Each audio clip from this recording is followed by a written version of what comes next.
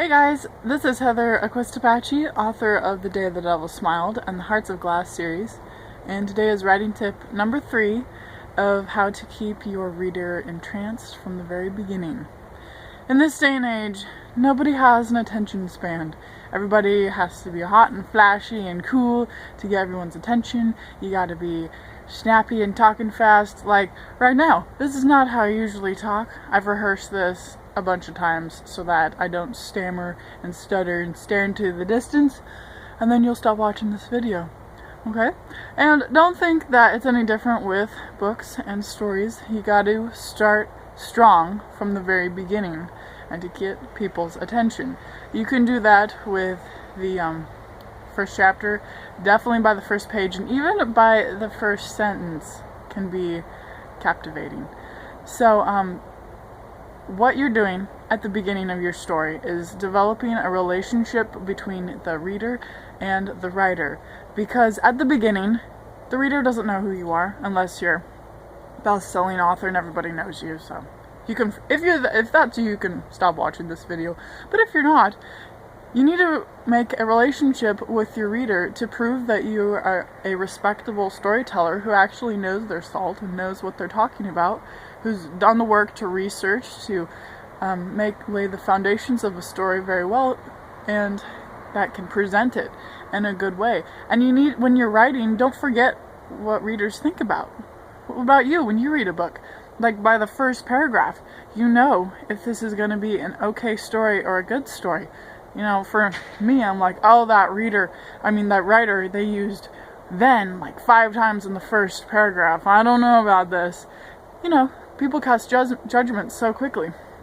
So, you need to get to prove that you are a respectable source, and you do that by having crisp, clear, well-edited writing, and you start out with an exciting moment, and it could be internal conflict or external conflict, but it needs to be something that is not just the sun rose over the mountains and it was a normal day. And don't start with normalities. Everybody knows that. Everybody knows what's normal. Start with something exciting, interesting.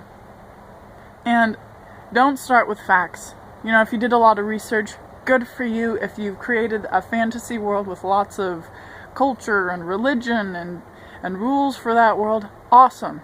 Lots of work. Good for you. Don't start out with talking all about it, because with all due respect, nobody cares.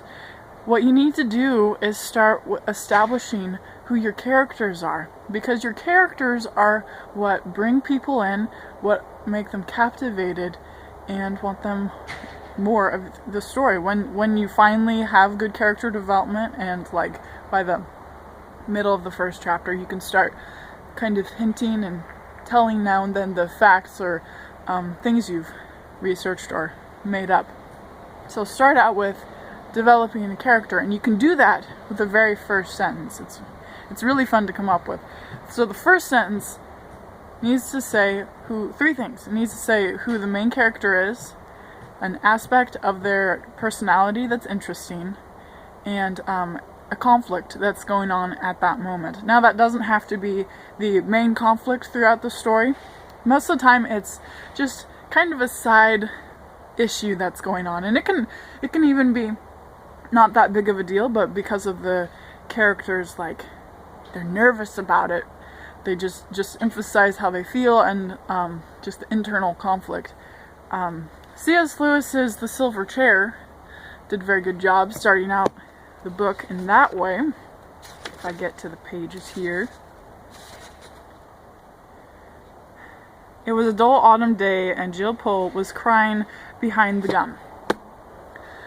Okay, so we have a character, have Jill, and we have, she's crying. No, that's a very common thing that's going on, but she's hiding while she's crying.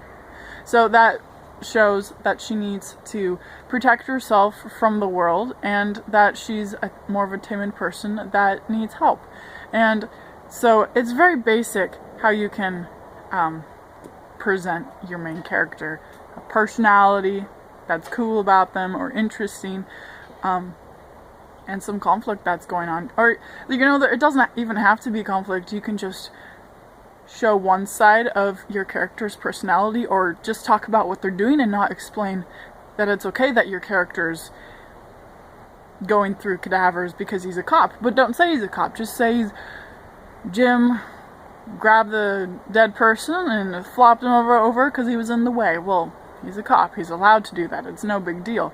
So start out your story explaining your characters, going into their personality, and we're going to go and talk about character development in the next video so that you'll be able to do this very quickly and very clearly, because there's ways to develop characters simply and efficiently, which is what we need with the stories these days, because you gotta be quick and fast and get people's attention. So at the beginning, first page, first chapter, establish you're a respectable storyteller that knows what you're talking about, that it's okay for the reader to take their time going through it, because it's a commitment for a reader. And for me personally, reading is not relaxing. It's work.